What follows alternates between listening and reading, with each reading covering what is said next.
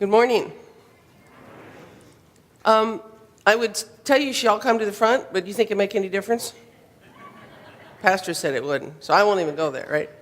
Okay, it just seems weird. It's like, come on guys, get up here where you can see stuff. Okay, IOWAY, what is it? What's IOWAY? It stands for Individual Outreach with Adults and Youth. And that's what it is, individual people getting involved, you and I getting involved. I spent the last hour sharing with the Sunday school and Bible class about all amazing things that you can do to get involved.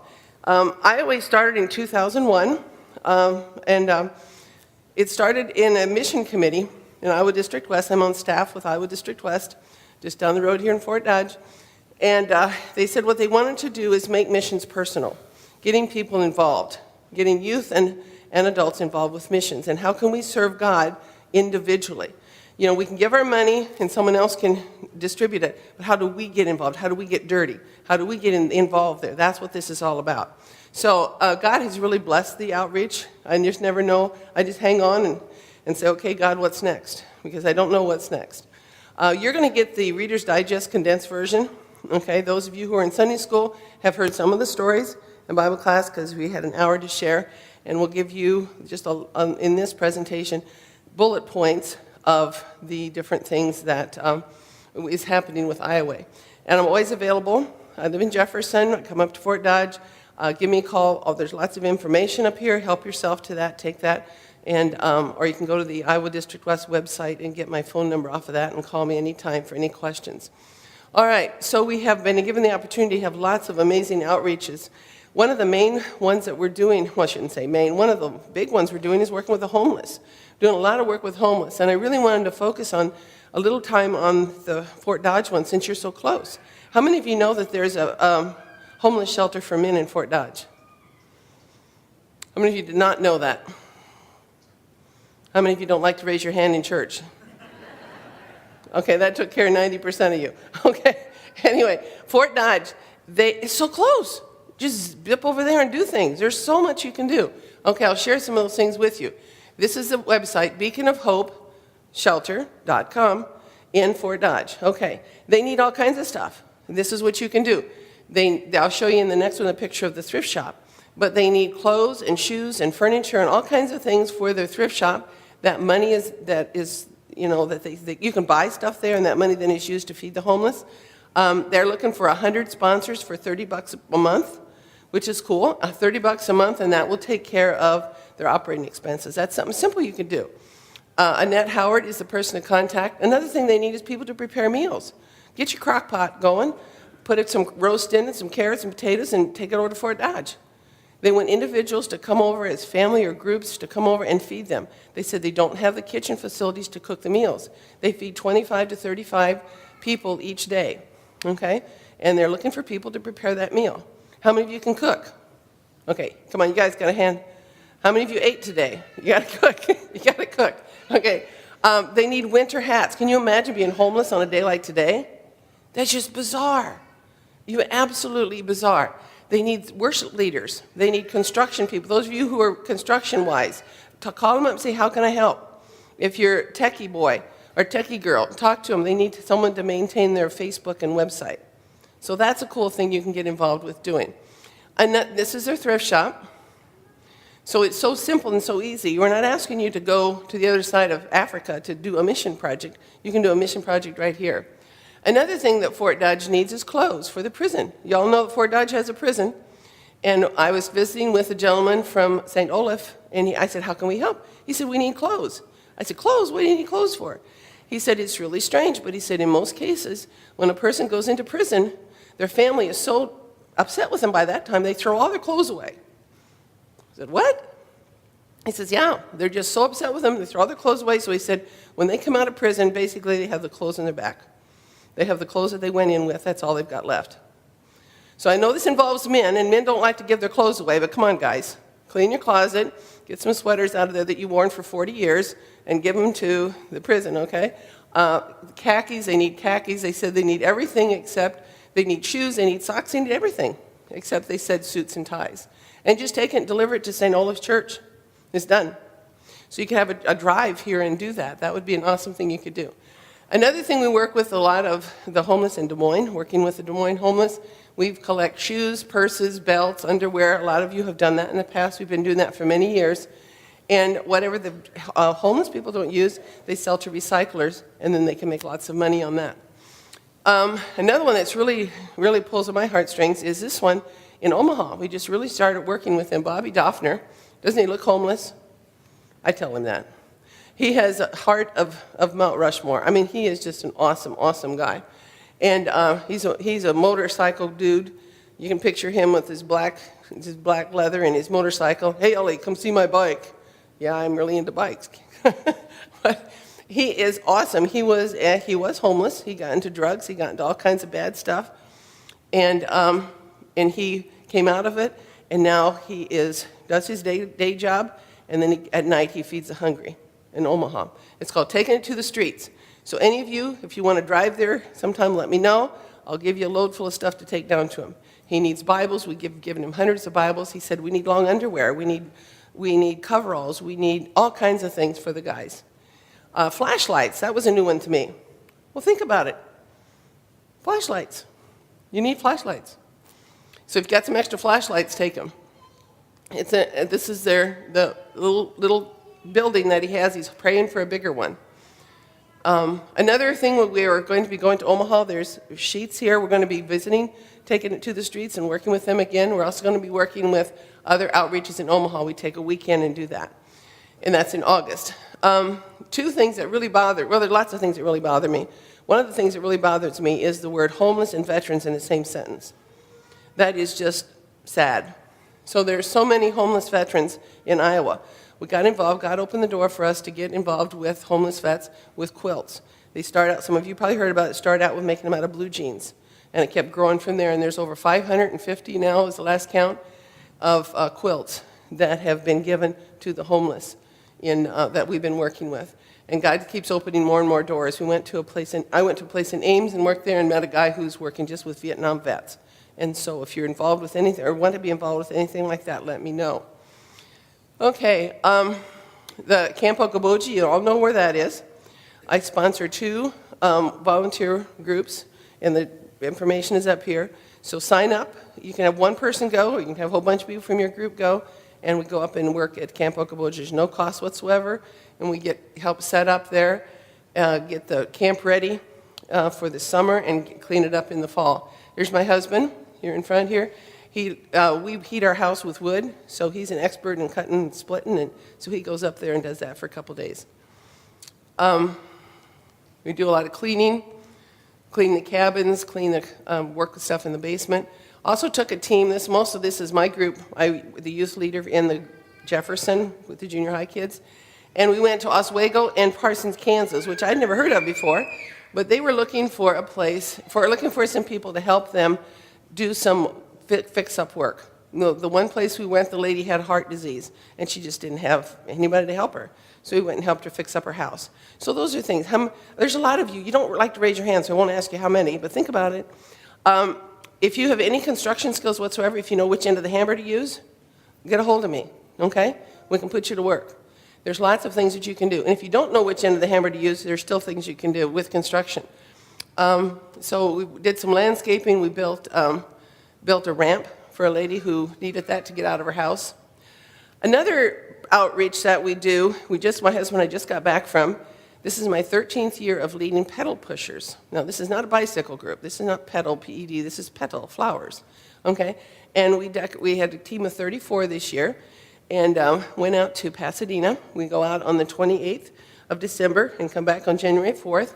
And here's the registrations for next year. And I'd say get on it. It fills up right away. If you're all interested, let me know. I'll put your name on the list. You don't have to commit, but I'll put your name on the list because it does go really fast.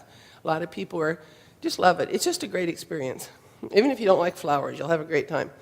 Okay, so I'll tell you a little bit about that. This is a part of our team. We all get matching sweatshirts. And this is the back of the Lutheran Hour float. Those are huge bouquets, like a bridal's biggest dream of white roses with baby's breath. They were just huge. There's over 15,000 flowers on just the Lutheran Hour float, and that's one of the smaller floats. How many of you have seen the Rose Parade? How many of you watched the parade? okay? This is, there's lots of jobs that you can do. You can sit and sort out flowers. You can cut up status. You can cut up dried flowers. There's lots of things you can do just sitting. So you can go if you're 80 years old, doesn't matter. Or you can go if you're 16 years old. And then, well, he's over 16, but anybody who's spry or 16 can go up on scaffolding if you choose to. So Gene is up on the scaffolding. My husband and I have been up on scaffolding too in the past. It's a little scary up there. But they have the scaffolding so you can decorate the higher parts of the float. Lots of people working together. Another thing that's really amazing is the flower tent. Zillions of flowers in the flower tent. And we prepare them and get them ready to put on the floats.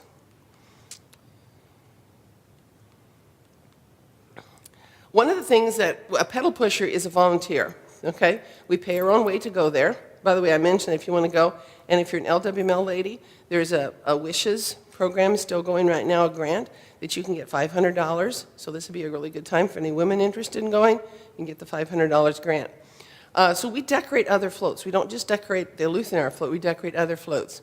And one of the things I wanted to be sure and tell you this, because some people think, well, you're talking about poverty, you're talking about all this other stuff you're doing, why would you spend so much money on flowers and it's all compost in a few days? Okay? And I had that thought at once. But I was certainly glad that someone explained it to me. So now you are going to be in the know. If somebody gives you that comment, you're going to go, I know the answer. The answer is it's an amazing stewardship, way for stewardship. It is an amazing way to share the name of Jesus. And there is no money spent on the floats unless you specifically ask for it to be spent for the floats, if you send money to the Lutheran Hour. This is the only Christian float in the parade, has been the only Christian float in the parade for like 65 years, is my understanding. And it is good stewardship. But like, for example, let's say we get two pastors here, right? Okay? You own McDonald's. You are money bags. You got all kinds of money. You got a big checkbook. Okay? You didn't know that, did you? Okay, you are the head of the Lutheran Hour float, and you really don't have any money. Okay? So he has a float, McDonald's float, that he wants going down the parade, but he doesn't have, he's got money, but he doesn't have any volunteers. He has 5,000 volunteers. So they get together and he says, well, how much what can I pay you? What's it going to cost me if your volunteers decorate my McDonald's float? They figure it out, gets them a check, volunteers go to work. That's how ours is paid for. Isn't that cool? That is just the coolest thing. So it doesn't cost us anything to decorate the float. We all do it with volunteers, and we'd actually worked on 6 different floats this year. Some of the people, it got really tense at the end. We had a lot of people decorating. We had some people even decorate it through the night. They stayed on and worked through the night. Usually it's an 8-hour shift, but some people work later. They were having fun with their fish. That green is split peas. You know what a split pea is? Every one of those little babies are glued next to each other. Very intense work. This was fun. Oranges. Cut the oranges up. This is the finished float going down Colorado Boulevard. And it's just an awesome experience. This is the back of it. The last couple of years, this is one of the smaller ones. Did you see the Walt Disney float? Anybody remember that?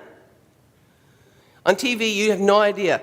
If you see it on TV, you go, oh, that's nice. Then you get there and you watch the parade, you go, oh, that's really awesome. And then if you decorate, you really appreciate it, okay? Because you really understand what's going on and how every single inch has to be covered by something that's alive or was alive. So, do you know this guy? Does anybody know this guy? I think he's from Humboldt. And he was on our team last year. So I don't know if you find this guy, let me know. Okay? I think he's not incognito. I think he has a pedal pusher shirt on. So if you find him, let me know. One of the things we always do when we're there is we go to Skid Row. Now, Skid Row is an area the size of Dakota City and Humboldt together, right? Is what Pastor was sharing, about 8,000 people. Skid Row is an area in inner city Los Angeles of homelessness, of 7,000 to 8,000 people live in an area. So you picture your entire communities here out on the street, every day needing food, needing clothes. That's what this area is like. They have a Union Rescue Mission there, and it's absolutely awesome. Everything is Christian. They don't take one penny from the government. So again, we work with them. We worked with, we went on Southwest so we could have free luggage. 34 people, each one took a suitcase, 34 suitcases of stuff. Plus we spent another $1,000 that people had given us. By the way, Thrivent Choice, y'all know about Thrivent Choice? Yes, yes, yes, no. Some of you are sleeping, no. 3 heads, yes. Okay, Thrivent Choice, $250 you can get. If you don't know how to do it, check with the pastors. So we had that benefit. It's an awesome program. We had that benefit, and one lady had done that, and we spent that and bought socks and stuff for the guys on Skid Row. Now, lots I could talk about that. I could talk all day about Skid Row. This one I want to talk about is Haiti. Haiti is another amazing outreach that we have with IOWAY, that God has opened a door, and truly, it's a God story. This is not something I could have tried all my life and couldn't come up with it. So here's what happened. Let's see, where's the first story? Well, let's back up here. Okay, we'll just start telling you the story first. I got involved after Katrina with disaster response. I'm also the disaster response coordinator for Iowa District West. And they did some training down in St. Louis. And so I went down to St. Louis for this training. I didn't know a soul. I was just kind of by myself, didn't know what was going on. Went down for breakfast for this big meeting. And this guy was standing there, and he had his back to me. And I thought he was the waiter, or the guy to welcome people down for breakfast. And I said, good morning. He turned around, and in his broken English, he said, good morning. And he had a clerical collar on. I thought, oh, that's funny. He's a pastor. He's not waiting on people for breakfast. So anyway, I visited with him, and I asked him where he was from, and he said Haiti. Instantly, I had goosebumps up and down my spine, because I have to back up the story now. When I was in California with some high school kids the summer before, they had said, when the disaster happened in Haiti, some kids said, Ellie, we have to go to Haiti. I said, I don't know how to go to Haiti. I don't know how to go to Haiti. I called LCMS, I called all kinds of places trying to find ways to have a connection. Couldn't find any. Prayed about it, tried to figure it out, nothing. Well, then this happened, so I was so excited. I thought, God has answered my prayer. Now I have a connection with Haiti. And so I said the dumbest thing that ever came out of my mouth is, do you need any help? Like half of the place is destroyed. And I'm saying, do you need any help? And he said very slowly in his dialect, he said, if you turn around, I will introduce you to the president of the Lutheran Church of Haiti. I thought, woo! I am excited, because I couldn't do that. I couldn't make that work. So because of that, Zachary, who's here somewhere, Zachary, where are you? Zachary went to Haiti. I think he's in the next picture here. Yeah, there he is. He went to Haiti because of that. We got 4 teams that have gone to Haiti because of that. And when these guys came back, then the next thing they said was, we have to feed these kids. I'm going, I got you there in the first place. Now you want me to feed the country? How's that going to work? So what happened was, then we again, lots of prayer, lots of work with the president of the district and so forth, and we have it all worked out now. And some of you may already have any of you sponsoring kids from Haiti? No? No? Oh, this is so fun. You guys can do this. Okay.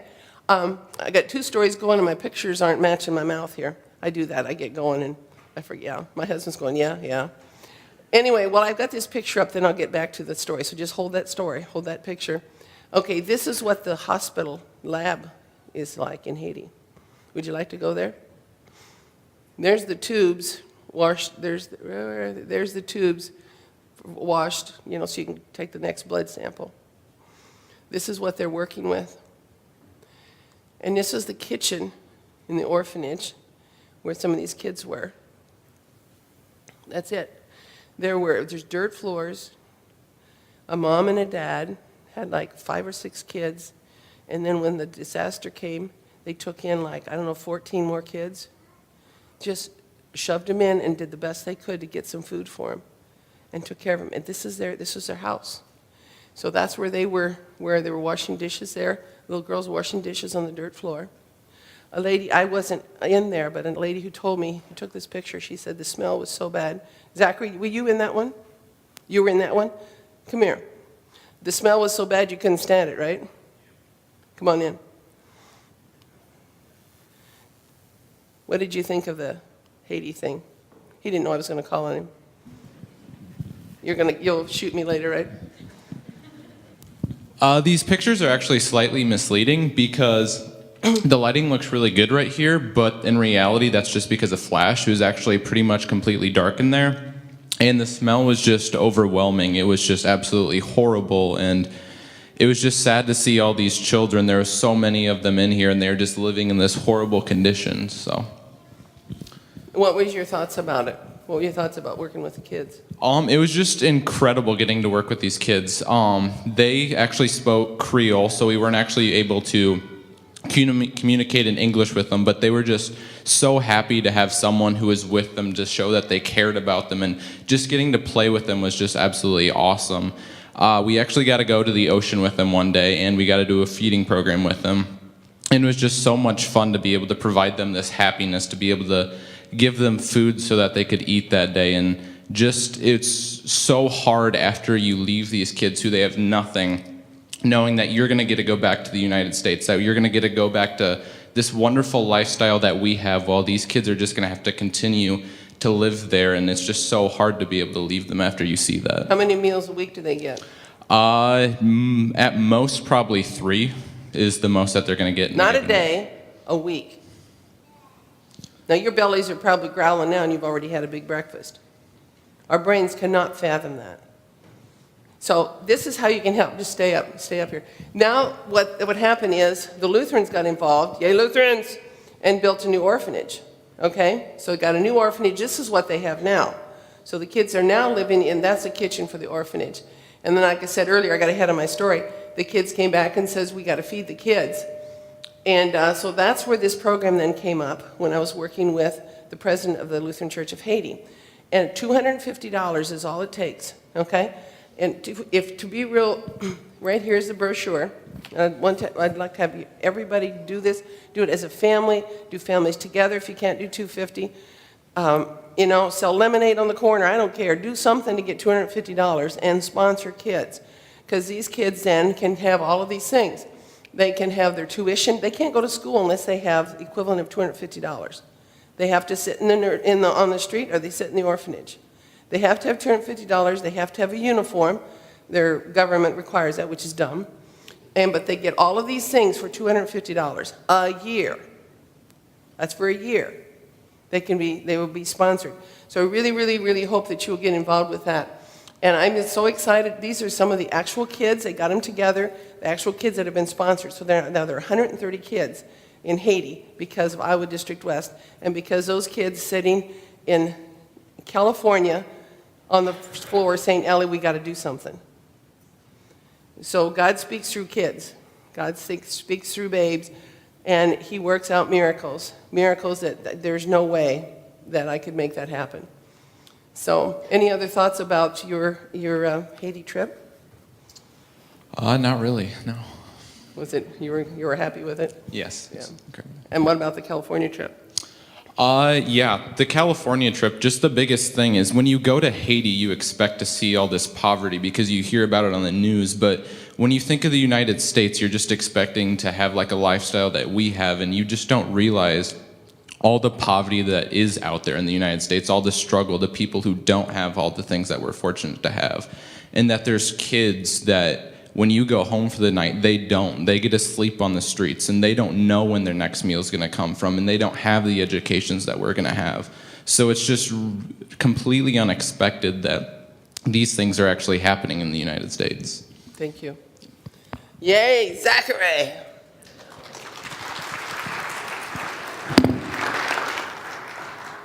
Patty Anderson from Humboldt got excited about this. She was there, and she said, she makes quilts. She said, what? From Gallery. I was wrong. What did I say wrong? From Gallery. She made a quilt for every one of the children. She took a quilt to every one of the children in the orphanage. And then another lady said, well, they need pillows. Well, how are we going to you can't send anything to Haiti because there's not a postal system. It has to be taken in suitcases. So they shrunk them, those vacuum things. They sucked all the air out and took pillows. Someone else said, well, then they need pillowcases. So a lady from Rockwell City made pillowcases for everybody. So there's so many things you can do and get involved with it. And this is something you might want to, excites me. Esther Teese had gone on a mission trip with me, and when she passed away, I got word that she had left $28,000 in her estate, and we set up a scholarship so kids can go on mission trips. So just send us an idea for those in two ways. If you're interested in having your legacy live on, that's something you could do or consider. And then also, if you want to go on a mission trip, then there's some money that you can do that. So many, many lives are changed, and I could go on all day long, but I'll quit with that. Are there any questions that anyone has? Okay, I encourage you to come up. There's pillowcase dresses up here. There's towel kits you can make. There's information about all the trips. There's a handout for all the needs in what they're looking for in Fort Dodge. So there's lots of ways that you can be of help. Thank you. God bless you. Thank you, Ellie, for being with us this morning. I will stay around and talk with you afterwards, and again, check out the material that we have. Did I see a hand up there? I thought I saw a hand. It must have been just stretching. We'll continue with the offering to be received.